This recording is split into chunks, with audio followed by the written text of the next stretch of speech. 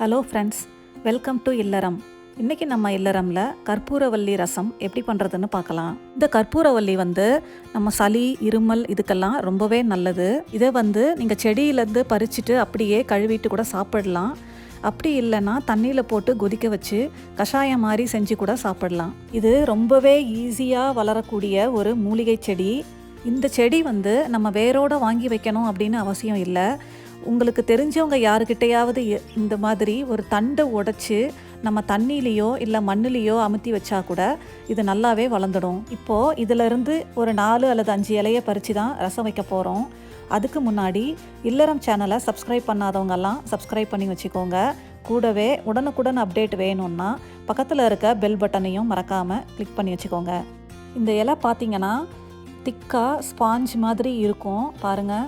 இதிலிருந்து நான் ஒரு 4 இலையை பறித்து தான் ரசம் வைக்க போகிறோம். இலையை பறிச்சிக்கலாம். பறிச்சுட்டு இதை கழுவி நம்ம ரசத்துக்கு எடுத்துக்கலாம். இப்போது நம்ம கழுவி வச்ச கற்பூரவல்லி இலை கூடவே 2 டீஸ்பூன் துவரம்பருப்பு, கூடவே அரை டீஸ்பூன் மிளகு, 1 டீஸ்பூன் ஜீரகம், ஒரு சின்ன தக்காளி, கடைசியாக சுக்கு அதாவது ட்ரை ஜிஞ்சர். நமக்கு இவ்வளோ பெரிய துண்டு வேண்டாம், சின்னதாக எடுத்திருக்கேன் நான். இந்த சைஸ் போதும். இப்போது இது எல்லாத்தையும் நம்ம வறுத்துக்கணும். அதுக்கு ஸ்டவ் ஆன் பண்ணிவிட்டு ஒரு கடாயை வச்சு சூடு பண்ணி தேவையான அளவு எண்ணெய் சேர்த்துக்கலாம். எண்ணெயை சேர்த்துட்டு நம்ம எடுத்து வச்ச 2 டீஸ்பூன் துவரம் பருப்பு, மிளகு, சீரகம், சுக்கு இதையெல்லாம் போட்டு லேசாக வறுத்துக்கலாம். இதை வறுக்கும்போது லோ ஃப்ளேம்லேயே வச்சு வறுத்துக்கலாம். ஹையில் வச்சு வறுத்தோம்னா சீக்கிரமாக கருகிடும். பருப்பு நல்லா வறுபட்டிருக்காது, அதுக்காக தான். இப்போது இதில் நம்ம கற்பூரவல்லி இலையை சேர்த்துக்கலாம். சேர்த்துட்டு ஒரு 2 நிமிஷம் இதை வதக்கிக்கலாம். ரொம்ப நேரம் வதக்க வேண்டாம், லேசாக வறுத்தா போதும். இது எல்லாத்தையும் வறுத்துட்டு இப்போது இதை ஒரு மிக்ஸி ஜாரில் சேர்த்து நம்ம அரைச்சி எடுத்துக்கலாம். உங்களுக்கு தேவைப்பட்டால் ஒரு 1 அல்லது 2 டீஸ்பூன் தண்ணி சேர்த்து அரைச்சிக்கலாம்.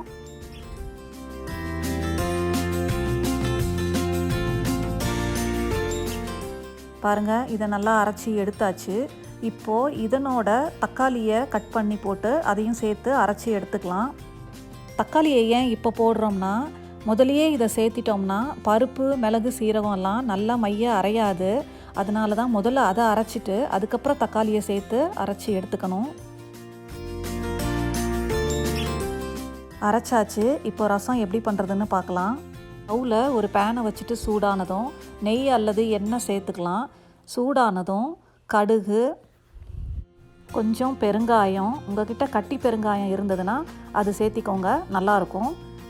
காஞ்ச மிளகா போட்டுட்டு கொஞ்சம் கருவேப்பிலை இதெல்லாம் சேர்த்திட்டு நம்ம அரைச்சி வச்ச அந்த விழுதையும் சேர்த்து நம்ம வதக்கிக்கலாம்.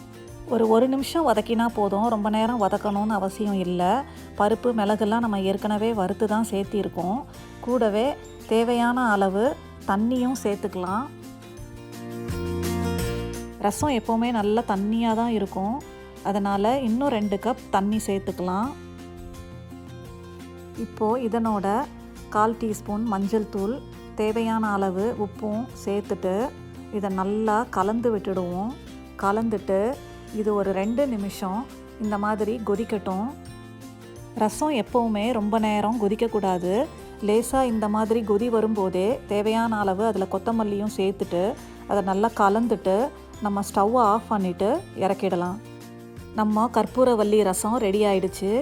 இதை நல்லா சுடு சாதத்தில் போட்டு சாப்பிட ரொம்பவே அருமையாக இருக்கும்.